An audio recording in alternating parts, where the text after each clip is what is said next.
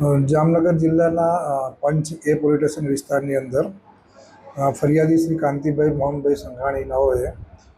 ફરિયાદ આપેલ જે વિગત જોતાં એને એમના ગામના રાજુભાઈ મારફતે ઘનશ્યામભાઈ ઉર્ફે ઘનાભાઈ કેશવજી પટેલ પાસે વ્યાજ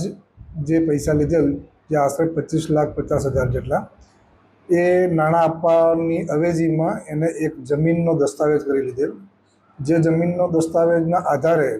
આ કામના આરોપીએ અન્ય વ્યક્તિને જમીન વેચી દીધેલ, જેથી કરીને આ ફરિયાદી દ્વારા અમારી પોલીસ સ્ટેશનની અંદર ફરિયાદ આપેલ જે અનુસંધાન એ ફરિયાદ દાખલ કરવામાં આવેલ છે। એ ફરિયાદને ધ્યાનમાં લઈ અત્યારે પીએસઆઈ શ્રી પંચે દ્વારા તપાસ ચાલી રહેલ છે। કઈ રીતના જમીન જે વેચવામાં આવી છે? ફરિયાદી દ્વારા જે તે વખતે વ્યાજના રૂપે જમીન